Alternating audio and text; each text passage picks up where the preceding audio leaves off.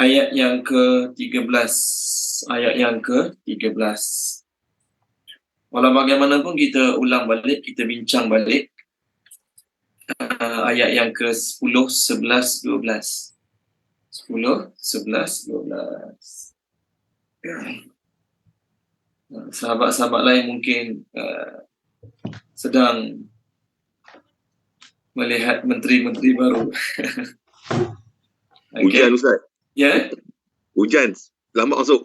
Hujan lambat masuk. Okey. Bukan bukan sebab tengok menteri-menteri baru. Masya Allah. Okey, kita jalan dulu perlahan insya-Allah. Sementara tunggu kawan-kawan masuk, kita jalan perlahan insya-Allah. Surah Al-Infitar, muka surat 587, ayat yang ke-13. Bismillahirrahmanirrahim. Rabbi shrah li sadri wa yassir li amri wahlul 'uqdatam min lisani yafqahu qawli. Rabbi yassir wa la tu'assir wa tammim bil khair ya fattah wa bika nasta'in. Subhanaka la ilma lana illa ma 'allamtana innaka antal alimul hakim. Allahumma anfa'na bima 'allamtana wa 'allimna ma yanfa'una wa zidna ilma walhamdulillahi rabbil alamin. Okey, ayat 10, 11, 12 saya baca terjemah dia balik. Wa inna 'alaikum lahafizin kiraman katibin ya'lamuna ma taf'alun. Dan sesungguhnya ke atas kamu ada malaikat-malaikat yang menjaga, mulia, menulis, mereka mengetahui apa yang kamu lakukan. Daripada tiga ayat ini, kita mengatakan bahawasanya malaikat-malaikat ada 4 sifat. 4 sifat tu mudah nak ingat, kita panggil 4M. 4M. Pertama, menjaga. Menjaga kat sini dia panggil menjaga amal. Menjaga amal tu, orang buat dia tulis. Minggu lepas kita bincang ada lagi satu menjaga, dia panggil menjaga badan. Menjaga badan maksudnya menjaga manusia daripada bahaya-bahaya yang tak patut, tak layak kena pada dia. Kat sini menjaga amal-amal. Yang kedua, mulia. Kenapa mulia? Kerana mereka mentaati sepenuhnya perintah Allah Subhanahu wa taala.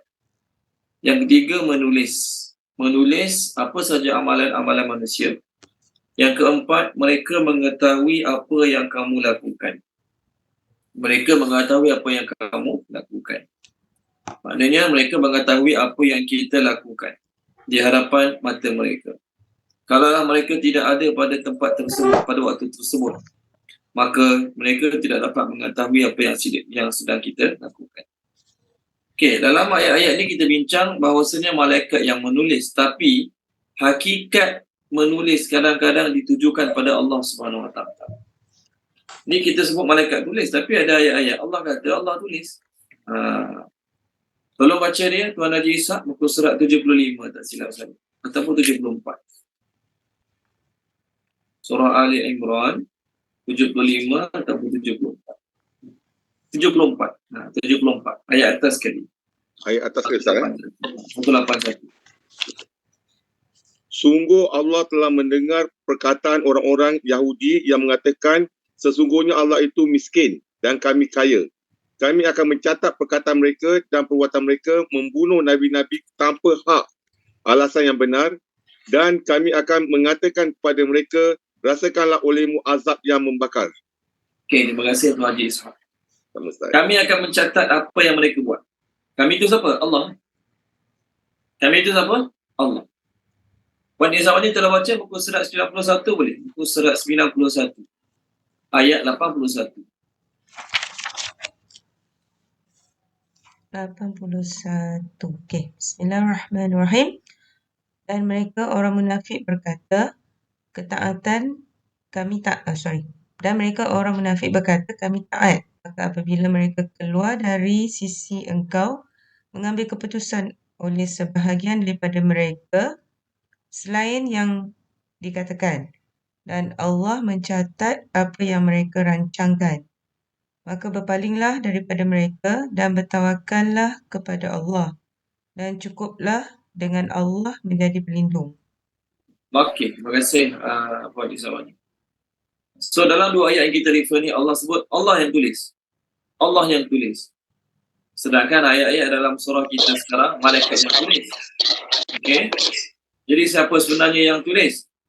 Allah, dia anggap Allah Ta'ala mengatakan dia yang tulis, walaupun perbuatan itu malaikat yang tulis. Kenapa? Orang yang menyuruh perbuatan tersebut disandarkan kepadanya. Orang yang menyuruh perbuatan tersebut disandarkan kepadanya. Contoh, kita jumpa masjid comel, masjid lawa, orang kata apa? Masjid itu Sultan Brunei buat. Masjid itu Sultan Brunei buat. Adakah maksud Sultan Brunei buat, Sultan Brunei batu simen, isi batu bata, cat dinding, ikat bata? Bukan. Perbuatan Sultan Brunei hanya suruh orang buat. Kan? Tetapi kerana dia menyuruh, perbuatan tersebut disandarkan kepada dia. Samalah juga Allah Ta'ala tak tulis. Allah suruh malaikat tulis. Malaikat tak pernah lalai, tak pernah leka, tak pernah terlupa, tak pernah miss dalam menulis semua amal-amal manusia.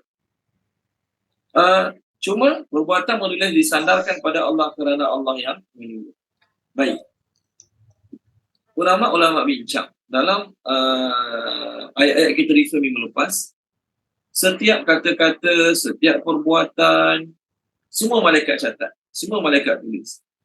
Soalan yang timbul ialah, adakah kata-kata orang kafir, perbuatan orang kafir, malaikat tulis juga? Kalau perbuatan orang mukmin, amalan orang mukmin, malaikat tulis, tu kita tak bincang. Sebab memang kita semua dah yakin, amalan orang mukmin, perbuatan orang mukmin dicatat, ditulis oleh malaikat. Bagaimana dengan amalan-amalan orang kafir? Malaikat catat ke tak catat? Soalan. Puan Izawani. Catat. Puan Izawani, nampak macam nak jawab. Oh, catat. Ya? Catat. Tak catat? Catat. Catat. Ya. Nak catat buat apa? Contohlah, orang tanya lah, nak catat buat apa? Memang kena masuk neraka pun dia orang. Catat ke tak catat ke nak masuk neraka juga. Jadi tak payah catat. Malaikat-malaikat yang ada bagi setiap manusia, ada dua malaikat yang akan tulis kebaikan, tulis kejahatan. Ada malaikat-malaikat yang tulis kebaikan, kerja dia. Ada malaikat-malaikat yang kerja dia tulis kejahatan. Jadi bagi orang kafir, malaikat-malaikat nak tulis apa? Mereka kafir, kufur pada Allah. Malaikat-malaikat nak tulis apa? Baik. Jawapannya ialah, bagi setiap manusia, semuanya ada malaikat, walaupun dia kafir. Kerana apa? Kerana bukan sahaja orang-orang dalam syurga darjat mereka berbeza-beza. Ada orang yang darjatnya tinggi, ada orang darjatnya rendah, ada orang syurganya lagi besar, ada orang syurganya rendah. Depend pada amalan masing-masing. Samalah juga tuan-tuan dan puan-puan, orang kafir di akhirat darjatnya berbeza. Kita tak boleh kira secara pukal, maksudnya dah dia kafir, nak catat buat apa dah kafir? Tak guna kita catat sebab memang kena masuk neraka pun. Samalah juga perbincangan, orang kafir ditimbang ke tak ditimbang amalan mereka. Orang kafir ni perlu ditimbang ke tak perlu ditimbang amal mereka di mizan. Kena timbang, ditimbang juga. Lah dah kafir ditimbang buat apa? Confirm masuk neraka? Tak. Pertama, Allah sebut bagi setiap manusia ada darjat-darjat. Kalau baca boleh Puan Laura Liza, kalau baca surah Al-An'am. Bukan surat berapa Ustaz? Sekejap saya cari. Suara saya clear ke? Hujan-hujan lebat ni? Clear. Clear, Alhamdulillah. Okey, saya cari muka suratnya. Maafkan saya.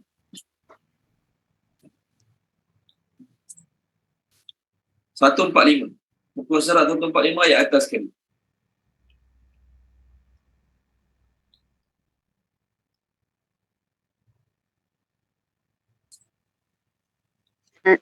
Dan bagi tiap-tiap seorang dari manusia atau jin beberapa darjat tingkatan balasan disebabkan amal baik atau jahat yang mereka telah kerjakan, dan ingatlah Tuhanmu tiadalah lalai dari apa yang mereka lakukan.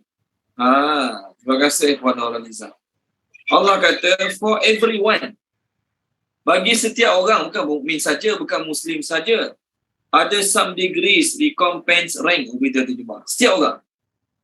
Maknanya orang kafir pun sesama mereka ada berbeza-beza level dalam neraka. Apa yang menyebabkan neraka mereka berbeza-beza level? Depend pada amalan mereka. Depend pada tahap kejahatan mereka, sikit ke banyak. Ya, walaupun mereka baik tapi mereka kufur, kafir, tetap ke neraka juga. Jadi orang kafir yang baik dengan orang kafir yang jahat, walaupun sama-sama masuk neraka, tapi darjat mereka dalam neraka tidak sama. Contoh lagi ayat lain. Kalau baca Puan Mudrika, Puan Mudrika, Surah An-Nahli. Surah An-Nahli, muka surat 277 ayat atas sekali. 277 ayat atas sekali. 277. Ya, 277 ayat atas sekali. Saya. Tak apa. Ayat 88 saya. Betul. Bismillahirrahmanirrahim. Orang-orang kafir yang menghalang manusia daripada jalan Allah, kami tambahkan kepada mereka azab demi azab disebabkan mereka selalu melakukan kerosakan. Okey. Terima kasih Puan Mudrika. Tengok. Orang kafir, bukan sekadar kafir, mereka halang orang pada jalan Allah. Ada setengah orang kafir yang baik sikit.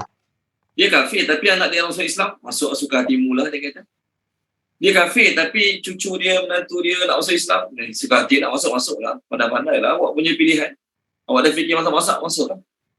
Ni kafir yang baik sikit. Kafir yang jahat, jangan masuk. Tu ajaran sesat tu. Itu tak betul tu. Tu semua pengganas jahat tu. Jadi antara kafir yang pertama dengan yang kedua lagi tu. Oleh kerana itulah Allah kata, orang kafir dan menghalang orang berjalan Allah, kami tambah untuk mereka azab atas azab yang lain. Maksudnya walaupun sama-sama kafir, walaupun sama-sama kufur pada Allah Subhanahu Wa Taala, azab mereka tidak sama. Jadi macam mana mereka nak terima yang azab mereka tak sama kalau malaikat tak catat, kalau malaikat tak tulis? Nanti ke akhirat mungkin orang kafir akan tanya, kenapa saya kena azab lagi teruk pada dia? Sedangkan saya dengan dia sama-sama kafir, sama-sama kufur pada Nabi, kufur pada Quran. Maka catatan itulah yang akan menjawab persoalan mereka timbulkan. Ya, memang awak dengan dia sama-sama kafir. Tetapi kekufuran awak lagi teruk pada kekufuran dia. Sebab tu awak kena azab lebih lagi daripada dia. Tuan-tuan dan puan-puan, saya nak tanyalah, orang kafir yang berzina, orang kafir berzina, orang kafir berjudi, kan? Zina suka-sama suka, judi pun redha sama redha, sama-sama redha dengan redha. Adakah dikira berdosa ataupun tidak? Orang kafir yang berzina, orang kafir yang berjudi, orang kafir yang minum arak, adakah dosa mereka dicatat sebagai dosa juga? Kalau kita, ayat kita sekarang, bagi orang Islam berdosa minum arak, bagi orang Islam berdosa judi. Itu ayat kita. Jadi maksud kata-kata tadi seolah-olah bagi orang kafir tak apa berzina, bagi orang kafir tak apa berjudi. Adakah tak apa mereka berzina ataupun bukan tak apalah mereka berzina atau berjudi tadi? Agak-agak macam ni tuan-tuan dan puan-puan. Boleh tak orang kafir berzina? Boleh tak orang kafir berjudi? Contoh, minum arak. Boleh ke tak boleh? Sebab kat pasar raya dia kata dilarang menjual arak bagi orang Islam. Dia orang kafir nak minum 4-5 botol saya suka hati dia lah. Macam mana? Adakah orang kafir yang minum arak tu ditulis juga sebagai dosa? Orang kafir yang berzina suka-sama suka nak buat perbuatan tersebut, na'udzubillah, adakah dia tulis juga sebagai dosa? Jawapannya ya. Kita tak ada, malaikat dia lah kata, okay, oleh kerana dia kafir, nak buat apa pun. Awak dah kafir, suka hati awak lah nak buat apa pun. Tak, tuan-tuan dan puan-puan. Bagaimana orang Islam tak semayang berdosa, berzina, berjudi, minum arak berdosa, untuk orang kafir pun Allah tulis juga sebagai dosa. Allah tulis juga sebagai dosa. Orang kafir kat akhirat tak ada kata, saya bukan Islam, kenapa nak tulis saya berdosa berzina? Kenapa nak tulis saya berdosa minum arak, berjudi? Saya bukan Islam kan? No, alasan tu tak diterima. Okay, jadi kalau orang tanya orang kafir, kalau ada soalan, orang kafir berdosa tak kalau dia berzina? Orang kafir berdosa tak kalau judi, minum arak? Dosa ke tak berdosa? Jawapannya Allah tulis sebagai dosa. Bertambah lagi dosa mereka.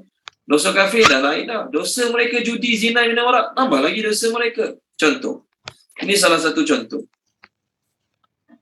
Menunjukkan dalil bahawasanya mereka juga bertambah dosa walaupun mereka dah keadaan kafir. Muka surat 193.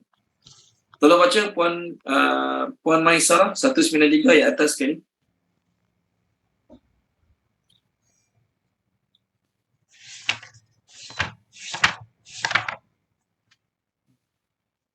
Jangan Ustaz, 193. 37. Ya, betul. Sesungguhnya pengunduran bulan haram itu hanya menambah kekafiran. Orang-orang kafir disesatkan dengan pengunduran itu. Mereka menghalalkannya suatu tahun dan mengharamkannya pada suatu tahun yang lain agar mereka dapat menyesuaikan dengan bilangan yang diharamkan Allah. Sekaligus mereka menghalalkan apa yang diharamkan Allah. Oleh syaitan dijadikan terasa indah bagi mereka perbuatan-perbuatan buruk mereka, dan Allah tidak memberi petunjuk kepada orang-orang yang kafir. Okey, terima kasih Puan Maisarah. Nampak ayat ni? Allah kata pengunduran, postponing. Bertambah kekufuran mereka. Ada bulan-bulan haram, maksud bulan-bulan haram tu bulan-bulan suci tak boleh berperang. Jadi orang kafir yang langgar kesucian bulan tersebut, tambah dosa mereka. Dia kafir satu dosa dah. Bulan-bulan tak boleh berperang, dia pergi perang juga sengaja. Tambah lagi dosa mereka. Maksudnya orang kafir yang jaga kesucian bulan-bulan haram ni dengan tidak berperang, orang kafir itu tak bertambah dosa. Dia tetap berdosa sebagai orang kafir tapi tidak bertambah dosa dia. Maknanya setiap perbuatan orang kafir malaikat catat. Kita masuk waktu isyak kena sembahyang isyak. Orang kafir kena sembahyang isyak ke tak, tuan-tuan dan puan-puan? Soalan. Orang kafir kena sembahyang isyak tak macam kita? Orang kafir wajib tak sembahyang bila dengar azan? Siapa nak cuba jawab? Salah tak apa. Orang kafir wajib tak sembahyang bila dengar azan? Wajib patutnya. Ya, Puan Izzawani. Wajib, Ustaz. Puan Izzawani nampak macam nak jawab.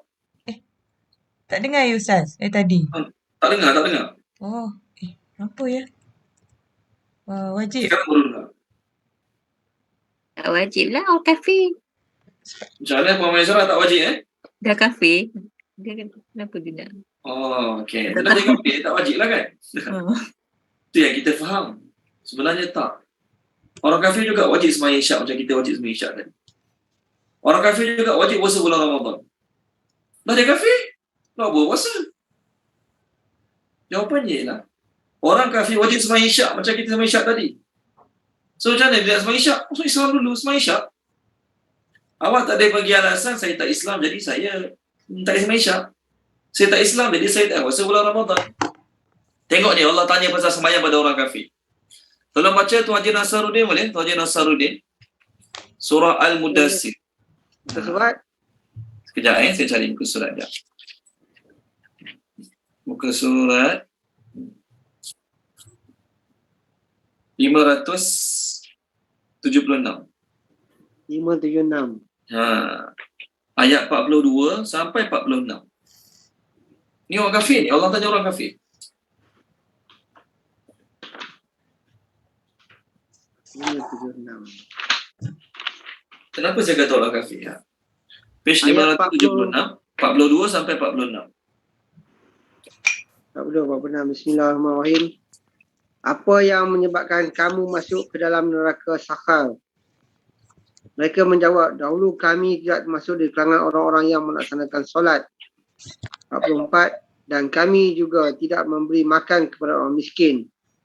45. Bahkan kami seringkali berbincang untuk tujuan yang salah bersama orang-orang yang membicarakannya. 46. Dan kami mendustakan hari pembalasan. Okey. Terima kasih Tuan Haji Nasaruddin. Jadi kami mendustakan hari pembalasan ni siapa? Kami mendustakan, menafikan, menidakkan hari pembalasan. Siapa? Orang kafir. Jadi Allah tanya orang kafir, apa sebab kamu masuk neraka Saqar? Patutnya jawab je lah, sebab kami kafir. Kenapa kena masuk neraka ni? Sebab kami kafir. Kenapa kena masuk neraka? Sebab kami kafir. Jawabnya tu jugalah, senang, faham. Tapi tak, mereka perincikan, kami masuk neraka Saqar sebab kami tak semayang. Kita awak kafir? Ya. Siapa suruh saya kafir? Jadi saya kena semayang. Macam mana nak semayang sedangkan saya kafir? Siapa suruh awak kafir? Awak dah tahu kafir itu salah. Kenapa awak biarkan diri awak dalam keadaan kafir? Ini satu analogi yang sangat bagus untuk menerangkan perkara ini. Analogi ini sangat bagus. Ada pendatang tanpa izin. Ada pendatang tanpa izin datang ke Malaysia ni lah. Okey. Ada pendatang tanpa izin datang ke Malaysia. Jadi bila pendatang tanpa izin, pasport tak ada, visa tak ada, permit tak ada. Betul kan? Kita tahulah tu, pendatang tanpa izin datang ke Malaysia. Jadi, dia bawa motor, okey, bawa motor, lalu highway kena tahan dengan polis. Bila polis tahan kat highway, tuan-tuan dan puan-puan, apa yang polis minta? Cuba jawab. Bila polis tahan kat highway, kat jalan raya, apa yang boleh minta? Polis trafik lah contoh. Ya? Lesen. Apa dia tanya Nasaruddin? Lesen. Lesen. Lesen. Polis yang tahan orang kat jalan raya, dia akan minta lesen dengan IC dengan pasport, road tag. Betul kan? Dia akan tengok IC, lesen, road tag. Itu yang polis akan tahan kat jalan raya untuk cek kesalahan jalan raya. Jadi, bila dia tahan pendatang tanpa izin ni tadi, yang tak ada pasport, yang tak ada permit, yang tak ada visa ni tadi, polis tu tanya dia, bagi IC, bagi lesen, bagi road tag kenderaan. Tuan-tuan rasa, boleh tak dia jawab? Boleh tak dia jawab? Saya macam mana nak ambil lesen? Saya datang pun secara haram, pasport tak ada, visa tak ada, permit tak ada. Mana boleh orang nak bagi lesen kat saya? Road tag, mana boleh orang nak bagi road tag kat saya? Saya datang dalam keadaan tak ada pasport, dalam keadaan tak ada visa dan tak ada permit. Agak-agak jabatan JPJ nak bagi saya road tag, JPJ nak bagi saya insurans, JPJ nak bagi saya lesen. JPJ takkan bagi sebab saya datang tak cukup dokumen. Tuan-tuan rasa alasan tu boleh trafik tu kakak kata macam ni? Tuan-tuan rasa lah, boleh trafik tu jawab macam ni? Betul juga tak apalah, awak tak bersalah lah. Awak tak bersalah. Sebab awak tak ada permit, awak tak ada pasport, awak tak ada visa. Jadi awak tak boleh lah nak buat lesen, awak buat road tag, insurans. Kalau polis tu jawab macam tu, agak-agak polis tu cerdik ke tak, tuan-tuan dan puan-puan? Cuba jawab. Saya selalu banyak tanya supaya saya merasakan saya tak cakap sorang-sorang. Tuan-tuan, agak-agak kalau boleh jawab, polis jawab macam tu, polis tu cerdik ke tak?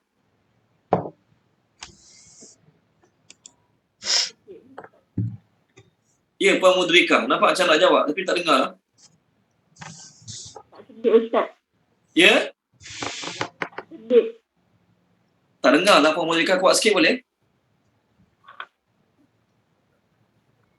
Tak sedih Ustaz. Okey, tak apa. Saya tak dengar lah Puan Mudrika. Tak dengar. Mungkin hujan ke. Orang lain. Boleh tulis Puan Mudrika. Puan Mudrika cuba pergi kat chat. Dekat skrin kan dia ada chat. Dia tulis chat. Cuba Puan Mudrika type kat situ. Apa jawapan Puan Mudrika? Boleh? Saya tak dengar lah. Minta maaf banyak Puan Mudrika. Bukan saja. Tak dengar. Kat chat tu boleh tulis kan? Ada chat. Boleh tulis. Tengok saya tulis. SAYA. Kat chat. Okey? Nampak? Orang lain. Jawapan macam mana Puan Izamani? Puan Izamani? Puan itu jawab, lah, awak tak ada pasport kan, jadi tak apalah. Tak cerdik Ustaz. Suruh berhenti kerja. Suruh berhenti kerja lah. So dia masuk politician lagi. Jadi tuan-tuan dan puan-puan, pendatang tanpa izin tadi, dia tak boleh gunakan alasan dia, saya tak ada pasport, saya tak ada visa, saya tak ada permit. Kenapa tanya lesen? Kenapa tanya insurans? Kenapa tanya road tag? Dan saya tak ada. Jadi polis tadi kata, akan jawab apa? Polis yang cerdik dia kata apa? Siapa suruh awak datang sini tak guna saluran betul? Awak dah tahu nak pergi mana-mana negara kena ada pasport, kena ada permit, kena ada visa. So awak tak boleh guna alasan awak tak ada 3 benda tu untuk awak tak ambil lesen, untuk awak tak ada road tax dan insurans kenderaan ni. Jadi awak ada 2 kesalahan sekarang. Satu kesalahan dokumen atas jalan raya tak lengkap, lesen tak ada, road tax tak ada, insurans tak ada. Tu satu kesalahan awak yang pertama. Kesalahan kedua, awak tak ada datang sini, tak ada dokumen yang lengkap, tak ada pasport, tak ada permit, tak ada visa. Bertambahlah kesalahan dia. Nampak tak? Analogi ni sangat bagus. Jadi seseorang tu dia tak boleh bagi alasan. Orang kafir tak boleh bagi alasan. Dah saya tak Islam, kenapa suruh saya puasa? Dah saya tak Islam, kenapa suruh saya semayang? Dah saya tak Islam, kenapa suruh saya bayar zakat juga? Jadi jawapan dia, kenapa awak tak masuk Islam? Jadi kesalahan awak berganda. Jadi boleh tak polis trafik tadi dia kata pada orang yang pendatang tanpa izin tadi, oh kalau macam tu saya kira cara mudah, kira awak salah, kesalahan awak kira satu je lah. Kesalahan awak kira satu je. Apa dia? Awak datang ke Malaysia tak ada permit, tak ada pasport, tak ada visa. Tu je kesalahan awak. Untuk kenderaan ni saya takkan kira salah. Sebab macam mana awak nak buat lesen? Macam mana awak nak buat road tax insurance, awak tak ada dokumen? Boleh ke boleh jawab macam tu? Polis ni kalau jawab macam tu juga, jawapan dia kena berhenti jadi polis, kerja benda lain kan? Tak cerdik langsung. Nampak tak? Analogi ni sangat bagus untuk kita faham bahawasanya orang kafir kena sembahyang isyak juga sekarang ni. Orang kafir kena puasa juga bulan Ramadan nanti sama-sama dengan kita. Orang kafir kena bayar zakat. Ya, orang kafir kena bayar zakat. Cuba pejabat zakat keluarkan kenyataan. Orang kafir wajib bayar zakat. Mesti mengamuk orang kafir, mesti orang Islam tepuk dahi. Kerana apa? Kerana mereka ingat orang kafir ada kerana dia kafir, tak apalah buat apa saja. Orang pendatang tanpa izin bila datang Malaysia dalam keadaan tak ada permit, tak ada visa, tak ada pasport, tak apa, dia boleh mencuri, dia boleh buat apa saja, dia boleh merompak. Kenapa? Saya tak bersalah. Tak boleh salahkan saya sebab saya bukan rakyat negara ini dan saya bukan datang ke sini dengan perjalanan yang sah. Jadi suka hati saya nak buat apa? Boleh fikir macam tu? Tak boleh. Pendatang tanpa izin, datang masuk Malaysia tanpa izin, mencuri pula, 2 kesalahan. Kesalahan mencuri dia kena, kesalahan masuk tanpa dokumen lengkap pun dia kena. Jadi orang kafir kena sembahyang isyak tak? Kena sembahyang isyak macam kita sekarang. Orang kafir kena buat juga macam kita buat sekarang. Orang kafir tak boleh zina, tak boleh judi, tak boleh minum arak. Kenapa? Kerana sebagaimana Allah, tuan-tuan dan puan-puan, kita tahu kan? Allah suruh sembahyang, Allah suruh puasa, Allah suruh zakat. Ada manfaat ke tak ada? Allah suruh sembahyang, suruh puasa, suruh zakat, suruh buat haji. Ada manfaat ke tak ada? Ada manfaat. Sama ada kita tahu manfaat dia atau tak tahu, tapi yakinlah ada manfaat. Allah suruh tinggal zina, tinggal judi, tinggal minum arak, tinggal perbuatan-perbuatan yang haram yang lain. Ada sebab ke tak ada sebab Allah suruh? Allah suruh tinggalkan tu. Kesaja-saja Allah suruh tinggalkan. Tak. Allah suruh tinggalkan kerana itu mudarat bagi manusia, tak baik bagi manusia. Jadi, tuan-tuan dan puan-puan, takkanlah Allah Ta'ala nak manusia yang Islam sahaja dapat manfaat di dunia ni. Manusia yang Islam sahaja terlepas pada mudarat kat dunia ni. Manusia-manusia lain yang kafir tu, biarlah pandang muka dia orang. Tak. Allah buat undang-undang, Allah buat hukum untuk semua manusia. Undang-undang Allah ni untuk semua manusia. Untuk kebaikan seluruh manusia dan perkara yang Allah Ta'ala haramkan untuk kebaikan seluruh manusia, bukan untuk orang Islam saja. Maknanya apa yang Allah suruh, orang bukan Islam kena buat. Apa yang Allah larang, orang bukan Islam kena tinggalkan juga. Jadi kalau mereka bagi alasan, saya bukan Islam, kenapa saya nak terlibat dengan perkara macam tu? Samalah juga dengan Indonesia tadi yang bagi alasan, saya tak ada pasport, saya tak ada visa, saya tak ada permit. Kenapa nak suruh saya buat lesen? Kenapa nak suruh saya patuhi undang-undang jalan raya kat sini? Saya dah ada semua dokumen tu. Jadi kalau polis tu terima alasan ni, polis tu tak cerdik. Dia pun yang bagi alasan macam tu tak cerdik juga. Maknanya tuan-tuan, daripada ayat yang kita bincang tadi, orang kafir tetap kena buat macam kita buat juga. Orang kafir tetap kena tinggal dosa maksiat macam kita buat juga. Jelas Puan Maisarah? Puan Maisarah jelas ke? InsyaAllah jelas. Alhamdulillah. Sebab tadi Puan Maisarah kata tak wajib kan? Tak apa, kita bincang. Tu yang kita faham sebelum ni. Jadi malam ni kita dapat ilmu baru bahawasanya orang kafir wajib buat juga sembahyang 5 waktu. Dan dia kafir macam nak buat? Siapa suruh dia kafir? Dia kena masuk Islam. Dan kalau dia terus sembahyang dalam keadaan dia tak masuk Islam lagi, sia-sia juga perbuatan dia. Kan? Nak sembahyang kena mukallaf, nak bayar zakat kena mukallaf, nak puasa kena mukallaf. Apa itu mukallaf? Islam baligh berakal. Kalau dia tak masuk Islam, betul dia sembahyang, dia buat kerja tak cerdik juga. Dia buat kerja tak cerdik jugalah sebenarnya, buat benda yang sia-sia. Boleh? Okey, baik. Itu yang pertama kita bincang. Jadi Allah, pertama kita bincang, walaupun Allah suruh malaikat tulis, hakikat yang menulisnya adalah Allah. Yang kedua, orang kafir juga, amalan orang kafir juga dicatat semuanya oleh malaikat. Sebab tu dalam ayat surah Al-Zalzalah, faman ya'mal mithqala dzarratin khairan yarah wa man ya'mal mithqala dzarratin syarran yarah. Siapa buat kejahatan, siapa saja, dia Islam ke dia kafir ke, dia buat kejahatan sebesar zarah, kecil dia pun akan nampak kesan dia. Kita tak adalah kata orang kafir buat jahat ke buat baik ke tetap masuk neraka juga. Apa faedah? No. Ada faedah juga untuk kebaikan orang kafir. Sebab itulah pak saudara Nabi Abu Talib adalah orang yang paling ringan azabnya dalam neraka. Alhamdulillah. Kenapa paling ringan azabnya dalam neraka? Walaupun dia kafir, tapi dia orang paling banyak membantu Nabi. Dia orang kafir yang paling banyak melindungi Nabi. Dia membenci orang lain yang membenci Nabi. Dia memusuhi orang yang memusuhi Nabi. Semata-mata kerana Nabi. Berkawan dengan orang yang baik dengan Nabi. Walaupun orang baik dengan Nabi itu Islam, dia kafir. Dia baik juga orang itu. Semata-mata melindungi Nabi. Jadi kerana kebaikan dia, yang suka tolong Nabi itu, neraka untuk dia adalah neraka yang paling ringan sekali azabnya. Itu pun dia rasa dia lah paling teruk sekali masuk neraka. Jelas ya? Masya-Allah. Okey, baik. Lepas kita bincang sifat-sifat malaikat, tuan-tuan dan puan-puan, kenapa Allah beritahu malaikat ni pada kita? Allah nak suruh kita takut Allah Subhanahu Wa Taala. Allah nak suruh kita sedar bahawasanya kita ni, Allah nak suruh kita sedar bahawasanya kita ni sentiasa diperhatikan.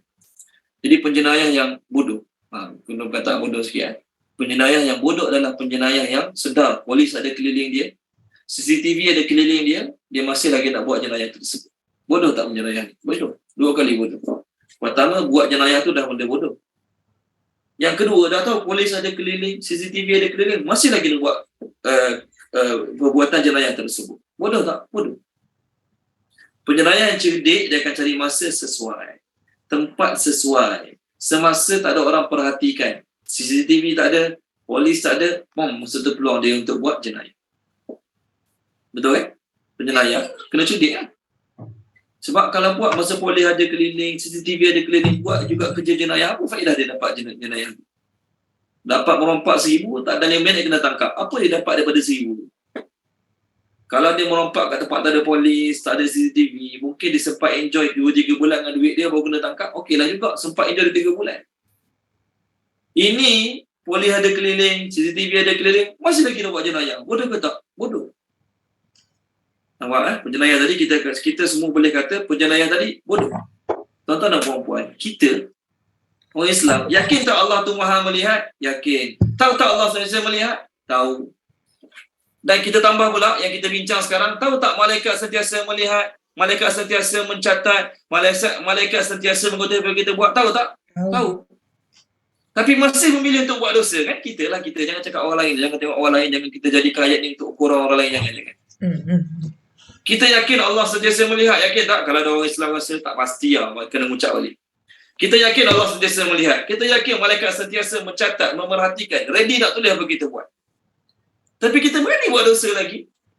Jadi kita masa tu sama macam penjenayah tahap kedua tadi. Penjenayah tahap pertama profesional. Dia akan cari masa sesuai, tempat sesuai, masa tak ada orang tengok, tempat tak ada CCTV, baru dia buat jenazah, baru dia buat kes jenayah tersebut. Ini penjenayah profesional. Penjenayah kedua dia panggil penjenayah bodoh jahil. Polis ada keliling, CCTV ada kat keliling, buat jahat juga. Kita kata Allah bodohnya lah penjenayah. Sia-sia hidup dia. So kita orang Islam ni, orang kafir macam mana kan? Bagi mereka ada yang kata Allah tak ada, bagi mereka ada kata akhirat tak ada. Biarlah mereka tu. Kita ni orang Islam yang yakin Allah sentiasa melihat, yakin malaikat sentiasa mencatat, tetapi masih lagi berani buat dosa, masih lagi tak rasa bersalah, buat dosa, maka masa tu kita punya level macam level penyerayah yang level kedua tadi, tahap kedua tadi. Pengarang tafsir Al-Munir, Dr. Wahbah Zuhaili mengatakan, sebahagian ulama mengatakan tentang malaikat-malaikat ni lah, sebahagian ulama mengatakan sesiapa yang sedar muraqabah Allah, maksud muraqabah Allah sentiasa perhati dia, tetapi dia tidak takut melakukan maksiat, nescaya catatan-catatan malaikat kiraman katibin ni tidak akan buat dia jauh pada maksiat. Nampak apa Dr. Wahbah Zuhaili tulis? Orang yang yakin Allah sentiasa maha melihat tetapi masih berani buat dosa, orang yang yakin Allah sentiasa melihat dia tapi masih lagi berani buat dosa, orang ni ada faedah tak kalau kita takutkan dia dengan malaikat sentiasa catat apa awak buat, malaikat sentiasa tulis apa awak buat? Agak-agak sifat malaikat yang kita bincang sekarang bermanfaat tak? Bermanfaat ataupun tidak pada dia? Tak ada manfaat. Orang yang kuat keyakinan Allah sentiasa melihat dia sehingga dia tak berani nak buat dosa, orang macam ni tak cerita pasal malaikat tak apa. Orang macam ni tak cerita pasal malaikat tak apa kat dia, sebab dia dah menyedari Allah sentiasa melihat dia. Jadi dia akan takut, dia akan malu nak buat dosa depan CCTV, depan ramai orang tengok. Jadi orang yang tak berani buat dosa, takut nak buat dosa sebab dia sentiasa sedar Allah tengok dia. Tuan-tuan dan puan-puan, orang macam ni, kita tak payah cakap pasal malaikat kat dia. Tak payah cakap lah malaikat sentiasa catat apa awak buat, apa awak cakap. Tak payah cakap macam tu kat dia. Kenapa? Sudah cukup bagi dia meyakini Allah maha melihat untuk jadikan dia orang yang tak nak buat dosa. Nampak? Jangan tengok orang lain, tengok kita lah. Kita jangan jadikan apa kita bincang tu orang lain. Kita orang Islam sejak kecil kita tahu dah sifat malaikat, catat, tulis apa kita buat. Sejak kecil kita dah tahu Allah sentiasa melihat apa kita buat. Tapi buat dosa macam tak ada dua-dua benda tu. Dan macam tak ada Allah dengan malaikat di sisi kita. Di kita punya tahap bodoh macam penyerayah yang level kedua. Tuan-tuan dan puan-puan, bila Allah sebut tulis ni sebenarnya ancaman. Allah sebut tulis ni sebenarnya ancaman. Ingat tak dulu masa kita sekolah rendah ke sekolah menengah, ada pengawas kan? Pengawas ni kalau dia nak takutkan dia apa dia punya ayat dia? Siapa nak cuba jawab? Pengawas ni, kita pelajar biasa ada pengawas. Kalau pengawas tu nak takutkan kita kerana kita ada buat salah ke tak betul, apa ayat yang dia akan guna? Boleh cuba jawab. Yang poin zaman ni? Tulis nama bagi cikgu. Poin zaman ni dah nampak unmute kan tapi tak dengar. Boleh tulis kat skrip, boleh tulis dekat chat kita poin zaman ni. Ataupun orang lain nak cuba jawab boleh? Tulis nama bagi cikgu. Terima kasih poin zaman ni. Ataupun pengawas tu dia belagak sikit, dia sombong sikit. Tulis nama kan? Dia bukan ketang apa, tulis nama kau kan? Pengawas tulis nama kita sakit tak? Pengawas tulis nama sakit tak? Pengawas tulis kan? 10 kali nama saya tak sakit pun. Tapi saya takut. Kenapa saya takut pengawas tulis nama saya? Kesan yang saya bakal dapat. Report kat cikgu. Pak Mudika kata, report kat cikgu. Tulis nama tak ada masalah. Report kat cikgu kita tak sakit pun. Yang sakitnya apa? Tindakan cikgu akan buat sebab nama kita tercatat sebagai orang bising, langgar peraturan. Lepas pengawal report kat cikgu, kita kena piak. Tulis kita tak sakit. Katakanlah hari itu hari terakhir kita belajar kat sekolah. Hari terakhir kita belajar kat sekolah. Pengawas tulis 10 kesalahan kita. Pengawas tulis. Kita pun balik sekolah. Dah tak datang esok lusa. Tak apa. Tak sakit pun. Dia tulis. Nama aku tertulis sebagai orang buat jahat. Tapi aku dah terlepas daripada sebarang hukuman cikgu display. Sebab aku dah keluar sekolah. Tak pergi sekolah ni lagi. Tulis lah. 10, 20 nama aku tak kisah. Tapi pelajar yang masih belajar kat sekolah, tulis nama merupakan ancaman berat bagi dia. Kenapa? Bukan sekadar tulis tu sakit. Tulis tak sakit pun. Kesal lepas tulis tu. Nanti dia kena ngadap guru besar. Ngadap guru display. Kena public caning, kena hukuman depan pelajar-pelajar lain. Tu yang dia takut. Tu yang dia takut. Nampak?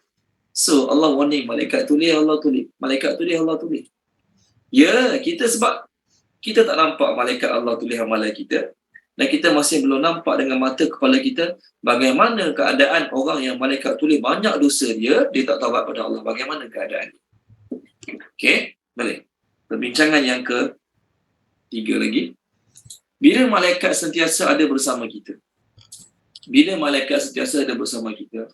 maka sepatutnya kita kenapa ya? Di samping buat dosa, jauhi daripada dosa maksiat, ada beberapa perkara kita perlu jauhi.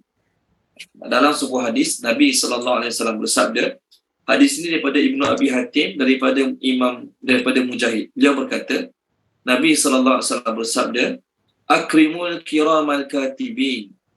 Hormatilah sikit malaikat-malaikat kiraman katibin tu yang kita bincang dia. Malaikat tu nama kiraman katibin, bukan nama sifat dia. Mulia, menulis. Hormat sikit mereka, Nabi kata. La yufariqunakum. Malaikat-malaikat tu semua duduk dengan kamu. Malaikat-malaikat tu semua duduk dengan kamu. Sentiasa pegang alat tulis, nak tulis apa kamu buat. Illa inda ihdahalatain. Kecuali pada dua keadaan ni. Pada dua keadaan ni dia akan berpaling sebentar, berpaling kejap pada kamu. Bila? Pertama janabah, junub. Masuk junub, jima. Masuk junub, jima. Orang sedang berjima, yang dah kahwin sedang berjima, takkanlah malaikat nak duduk congok berapa lama dia jima, contohlah, tak ada. Masa orang sedang berjima, malaikat akan jauhkan sekejap. Malaikat akan jauhkan diri dia pada kita sekejap. Itu yang pertama. Yang kedua, al-ghaid. Masuk ghaid, buang air besar. Buang air besar, buang air kecil. Dosa tak buang air besar, buang air kecil? Mana dosa?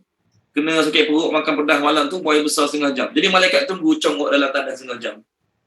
Tak tulis dia buang air besar, buang air besar, buang air besar, buang air besar. Tak ada lah. Okay, itu bukannya berdosa pun. Jadi masa dua keadaan ni, malaikat tak tulis.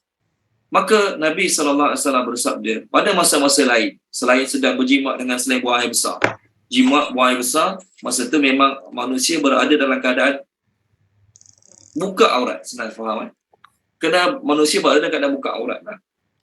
Maka Nabi kata, masa-masa lain, contohnya mandi, فَإِذَا غَتَسَلَ أَحَدُكُمْ فَلْيَسْتَتِرْ بِجُرْمِ حَائِطٍ أَوْ بِبَعِيرِهِ أَوْ لِيَسْتُرَ أَخُوهُ.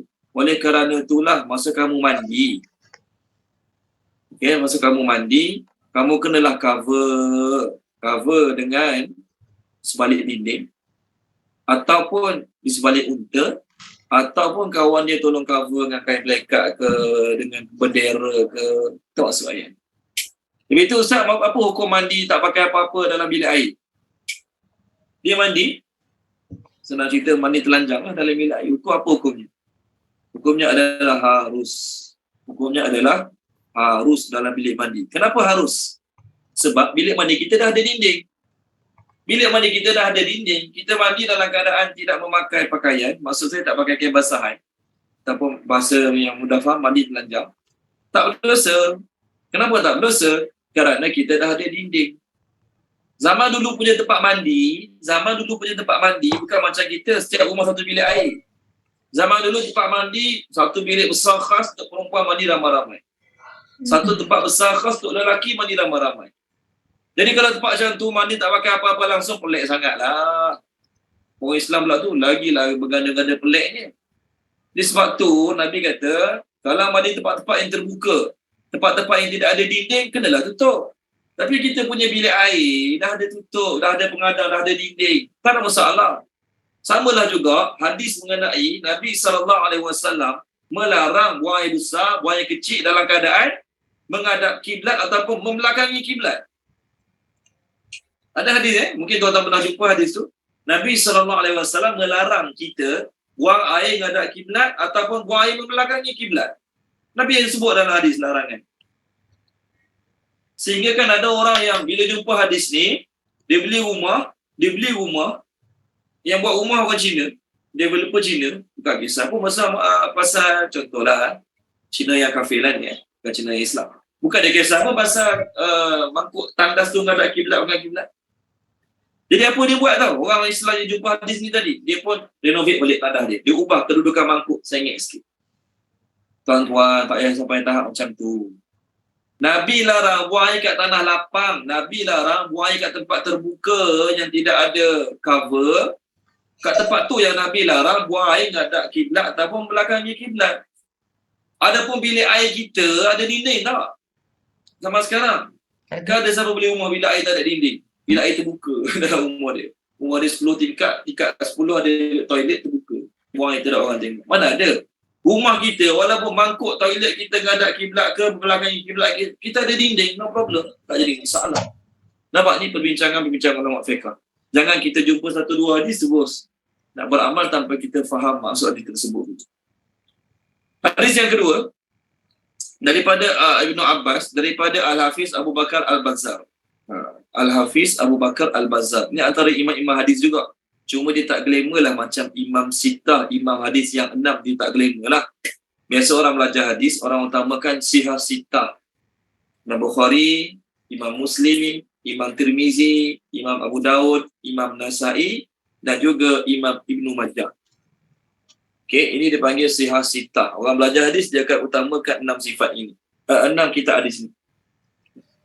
Sekejap Make up lah, kunci pintu. Kunci pintu lah, kunci pintu.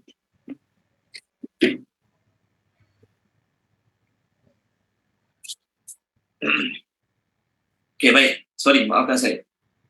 Jadi orang belajar hadis dia akan utamakan 6 sifat tadi, dia panggil Sihah Sitah.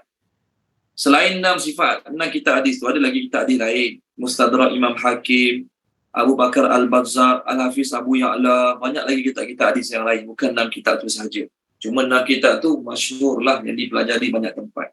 Jadi Al-Hafiz Abu Bakar Al-Bazzar meriwayatkan daripada Ibnu Abbas radhiyallahu anhu, Nabi SAW bersabda, Inna Allah yanhaakum anit ta'arri. Allah SWT melarang kamu daripada bertelanjang. Suka-suka, tak boleh. Allah larang.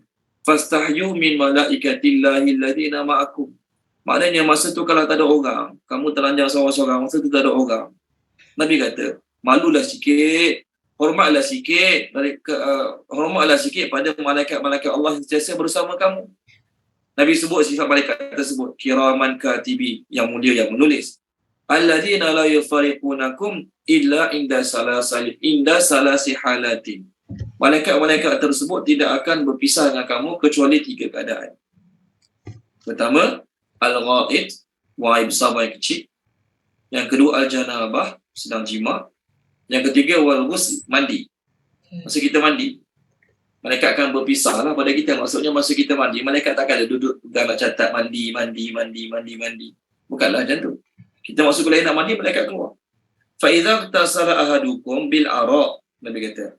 Apabila salah seorang kamu mandi kat kawasan lapang, yang kawasan lapang Nabi sebut, falyastatur bisaubihi, coverlah dengan kain. Au bijurmi haitin, carilah dinding-dinding ke, mandi balik dinding. Au biba'irihi, ataupun mandi belakang unta. Unta tu jadi alat, unta tu jadi dipanggil veil untuk cover kita sedang mandi tersebut.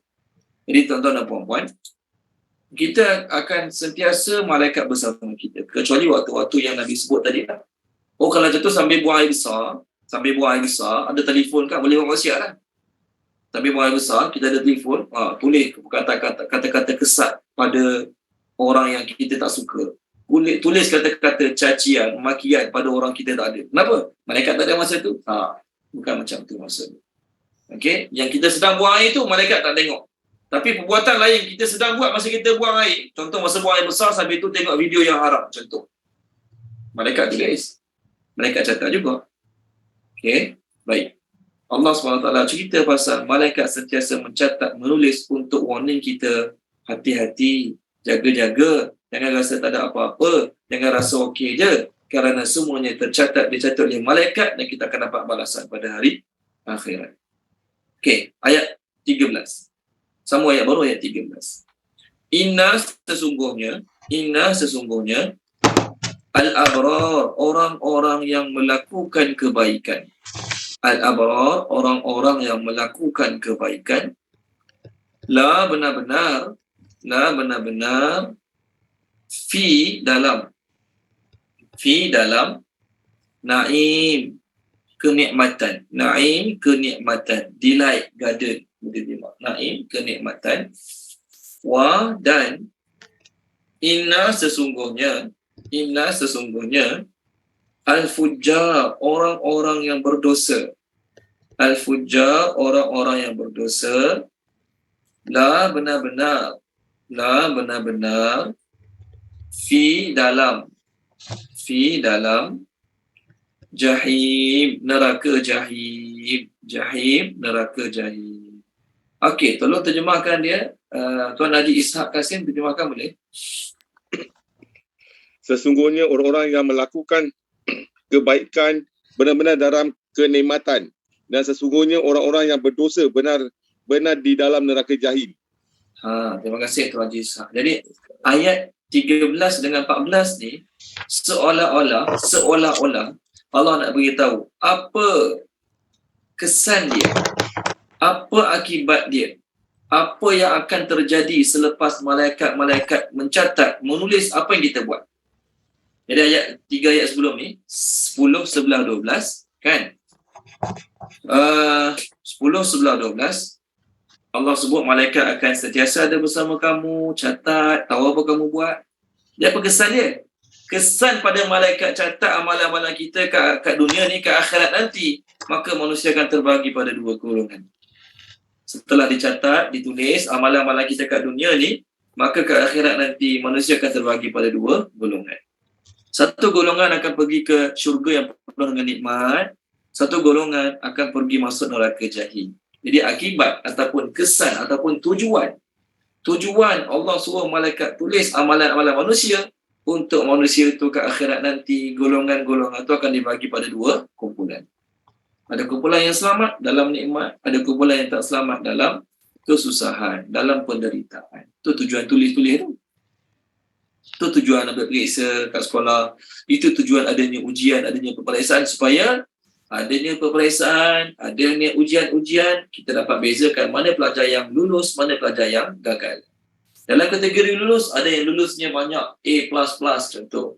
Ada yang lulus biasa-biasa sederhana, ada yang lulus sikit je, markah 41 contoh. Begitu juga dalam kategori yang fail, ada yang fail teruk sangat, markah 2/100, 1/100. Tapi ada yang fail, markah dia 39/100.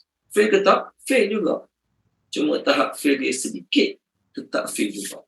Samalah juga, oleh kerana adanya buku catatan amal, maka catatan amal kita nantilah akan menentukan kita ke akhirat golongan yang berjaya ke golongan yang gagal. Golongan berjaya ke golongan yang gagal. Perkataan al-abrar. Perkataan al-abrar, tuan-tuan dan puan-puan, berasal pada perkataan bir. Perkataan al-abrar berasal pada perkataan bir. Apa terjemah bir? Kebaikan. Birrun, kebaikan. Dalam hadis banyak sebut perkataan birrul walidain, birrul walidain. Birrul walidain maksudnya buat baik pada mak ayah.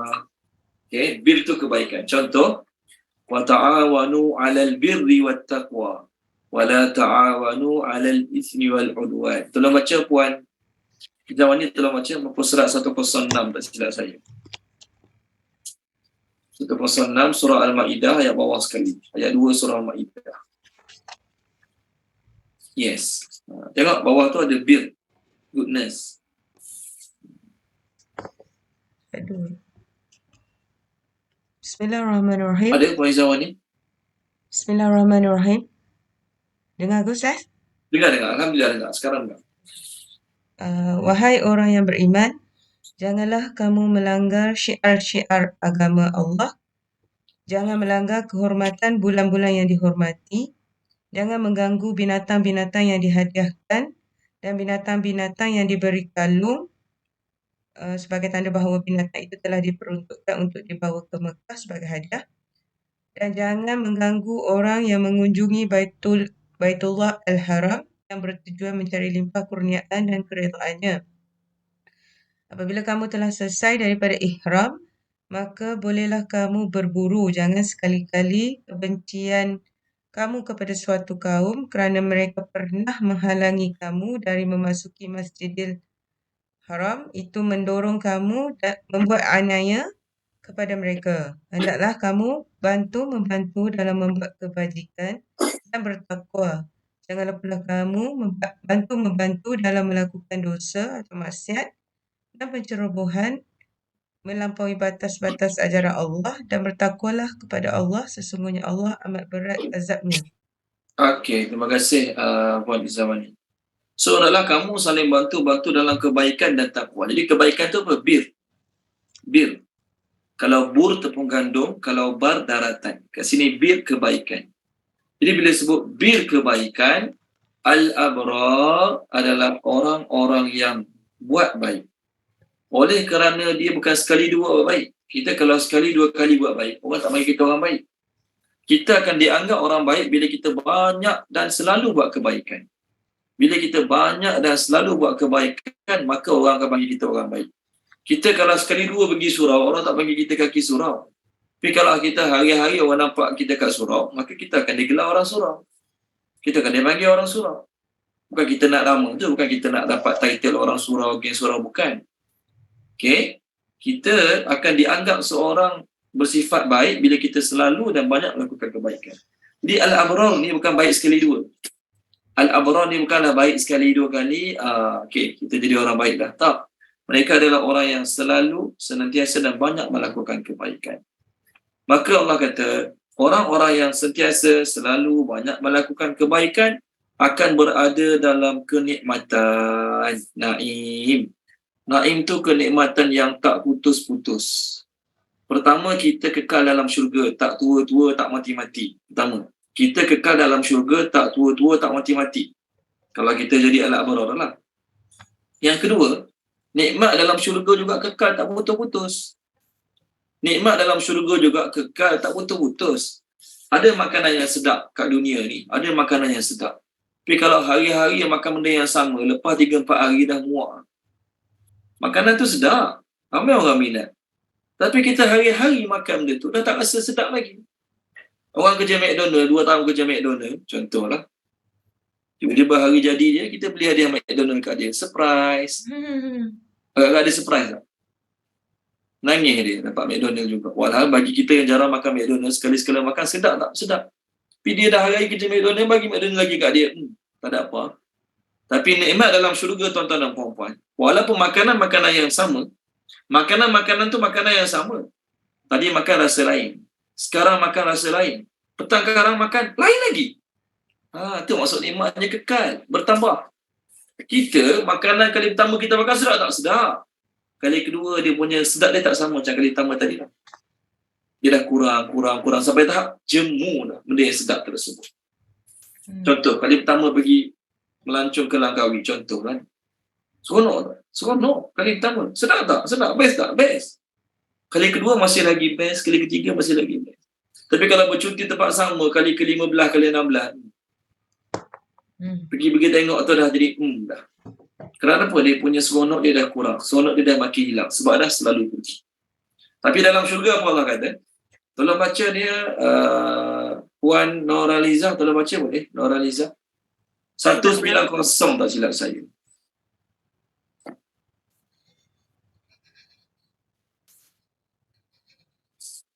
Yes, ayat atas sekali. 21, 22. 21 dan 22. Tolong baca Puan Noraliza boleh? Muka surat 190 Ustaz. Ya, 190. Betul? Ayat berapa tadi? 21, 22. 21, 22. Bismillahirrahmanirrahim. Mereka digembirakan oleh Tuhan mereka dengan pemberian rahmat daripadanya dan keredaan serta syurga.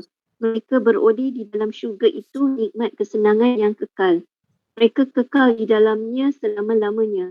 Sesungguhnya Allah menyediakan di sisinya pahala yang besar. Terima kasih Puan Noraliza. Apa Allah kata? Allah bagi rahmat, keredaan, syurga, nikmat yang kekal. Delight everlasting. Nikmat tu kekal. Tidak ada istilah jemu lah, cemuh lah, asyik makan ni je, asyik minum air ni je. Tak. Walaupun air yang sama kita minum, tapi tegukan pertama sedap. Tegukan kedua lagi sedap. Tegukan ketiga lagi sedap. Tidak ada istilah asyik air ni je, asyik makanan ni je. Tengok apa Allah bagi makanan dalam syurga. Kalau baca dia Puan Mudrikah boleh? Surah Al-Baqarah. Muka surat 5. Surah Al-Baqarah muka surat 5. Ya. Ayat 25. Bismillahirrahmanirrahim. Ada dengar Ustaz? Dengar. Alhamdulillah dengar. Bismillahirrahmanirrahim. Dan sampaikanlah kabar gembira kepada orang-orang yang beriman dan beramal soleh. Bahawa disediakan untuk mereka syurga yang di bawahnya mengalir sungai-sungai. Setiap kali mereka diberi rezeki buah-buahan dari syurga, mereka berkata, inilah rezeki yang diberikan kepada kami dahulu. Mereka telah diberi buah-buahan yang sama. Dan di sana mereka memperoleh pasangan-pasangan yang suci. Mereka kekal di dalamnya. Okey, terima kasih Puan Mudrika. Tengok, makan buah.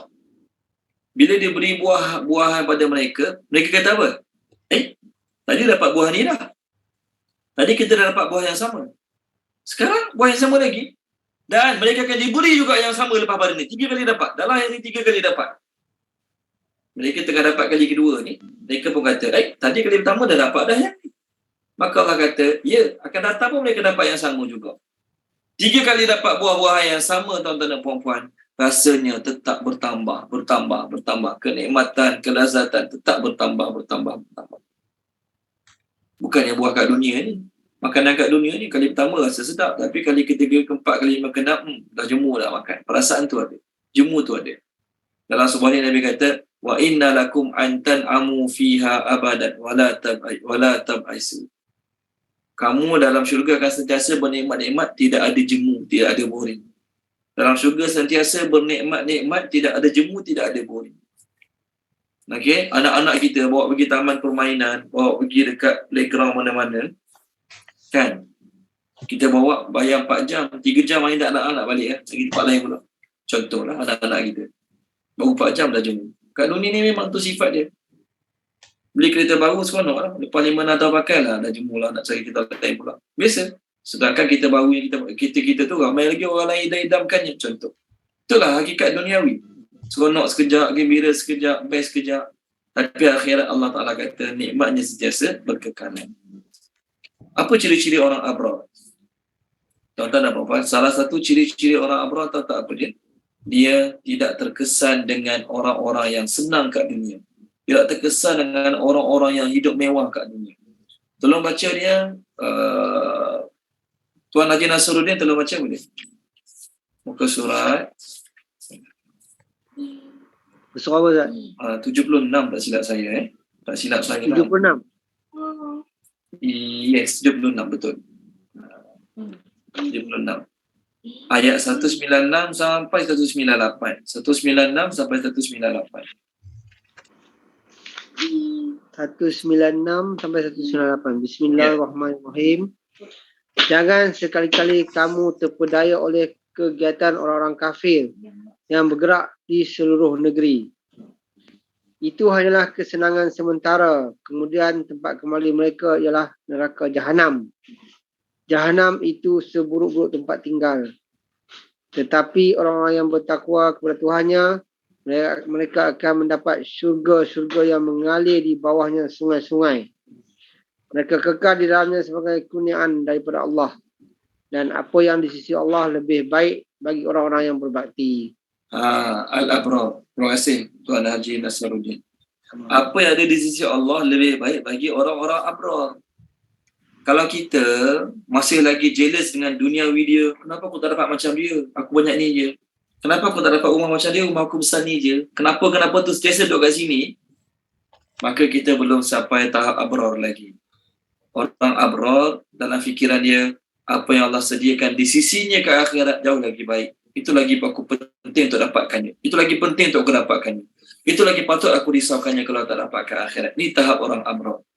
Bukanlah maksud kita tak ada dengki langsung kat orang kat dunia. Tak. Setiap orang Allah buat sifat suka dunia. Macam mana nak ada kereta macam dia? Macam mana nak ada rumah macam dia? Macam mana nak ada motor besar macam dia? Itu semua ada. Tapi orang abrar, walaupun perasaan tu ada, dia cakap pada diri dia, bukan cakap pada orang. Benda tu bagus, seronok dapat. Tapi ada lagi besar pada itu. Ya, seronok dapat rumah besar macam dia, kereta mewah macam dia, motor besar macam dia, seronok. Tapi cakap pada diri kita, ada lagi besar pada itu. Apa dia? Nikmat-nikmat, syurga, ganjaran yang Allah sediakan. Itu lagi besar, yang lagi patut aku fikir untuk dapatkan. Okey, itu sifat dipanggil orang-orang abrar akan berada dalam syurga penuh dengan nikmatan. Lawan pada abrar adalah al-fujjar. Orang-orang yang melakukan dosa. Cumalah. Al-fujjar ini menurut Dr. Wabah Zuhaili, perkataan fujjar lebih ditujukan kepada orang kafir. Perkataan fujjar ditujukan pada orang kafir sahaja. Orang kafir sahaja. Adapun orang-orang Islam yang berdosa, orang-orang Islam yang banyak dosa, Dipanggil apa dalam bahasa Arab? Mujrimin. Mujrimin. Jadi bila sebut fujar, ini mujrimin. Mujrimin. Mujrimin ni terjemah dia pendosa. Baik kafir, baik Islam. K kafir, I Islam. Dua-dua termasuk dalam mujrimin. Adapun fujar ataupun fajarah. Fujar ataupun fajarah ditujukan pada orang kafir sahaja. Ditujukan pada orang kafir sahaja. Contoh, kita baru lalu beberapa minggu lepas, tolong baca Puan Maisarah 585 boleh?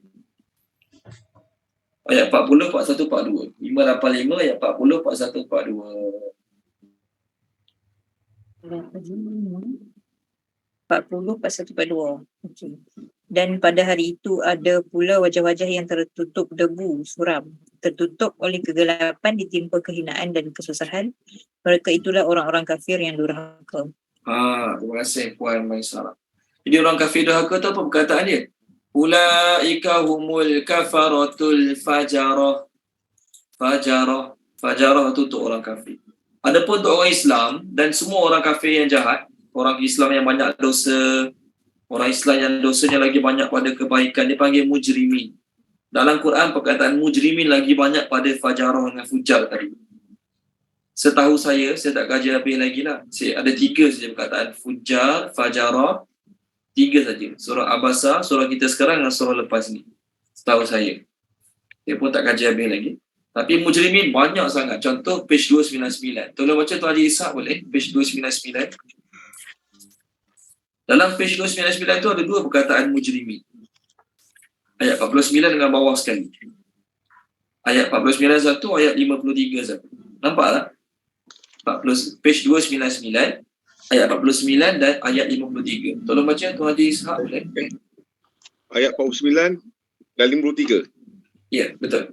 Dan diletakkan kitab catatan amal, lalu engkau akan melihat orang yang berdosa merasa ketakutan terhadap apa yang tertulis di dalamnya.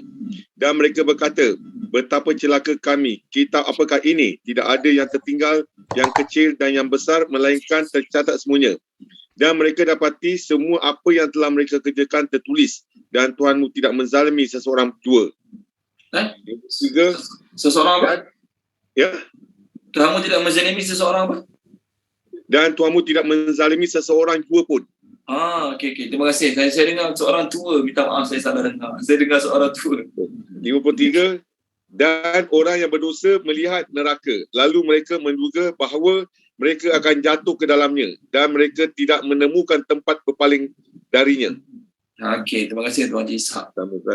Apa tujuan kita nak beritahu? Walaupun saya kata, bukan saya katalah, pengarang tafsir pedoman ni, Dr. Wahbah Zuhaili, dia tulis dalam buku ni.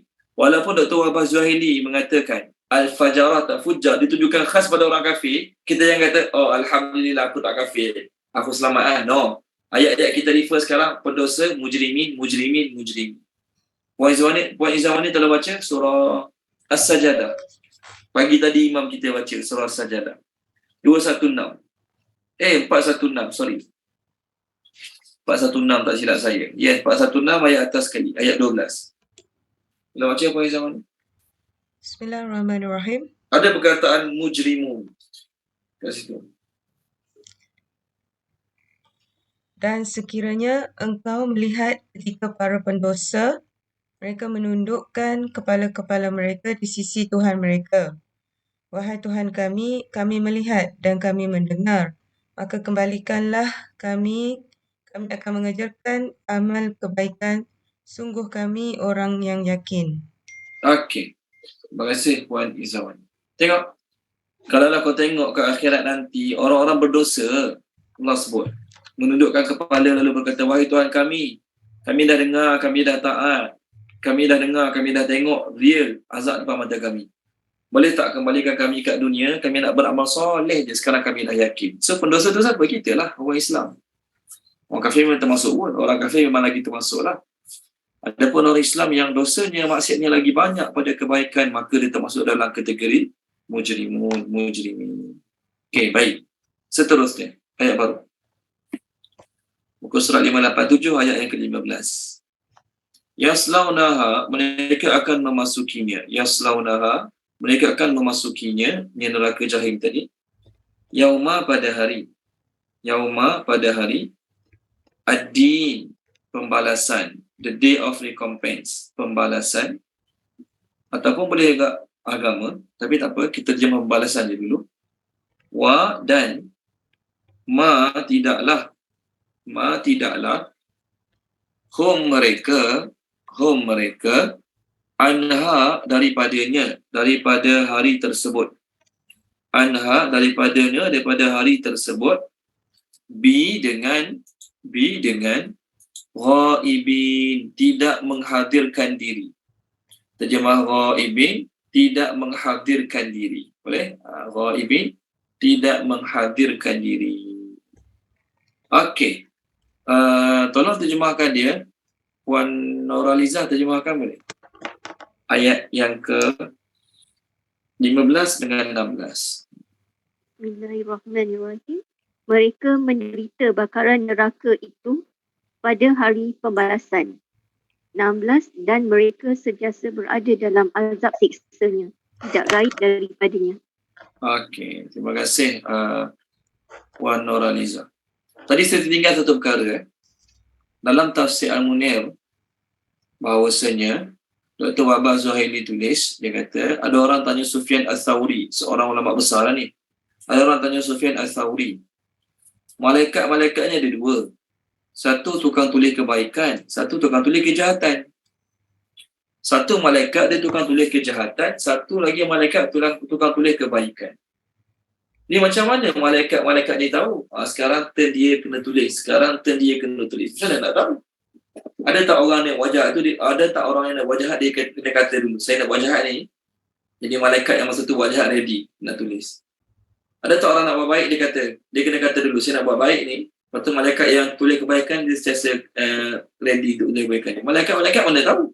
Malaikat yang ada kat tepi kita mana tahu kita nak buat apa sekarang? Nak wajah ke nak buat baik? Kita ambil telefon, contoh.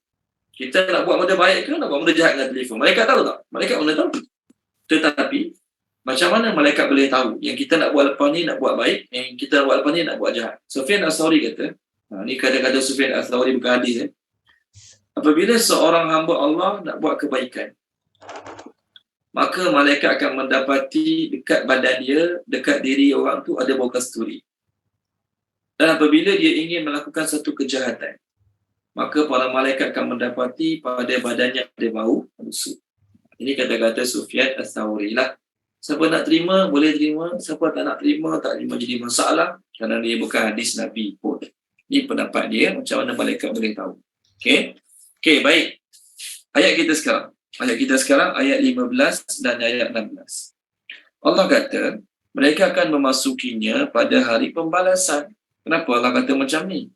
Kerana orang kafir, lepas dengar ancaman malaikat, tulislah, ancaman itulah, ancaman inilah, maka orang kafir dengan penuh bangga mengatakan, kami dah lama kufur dengan Muhammad, tak kena apa pun.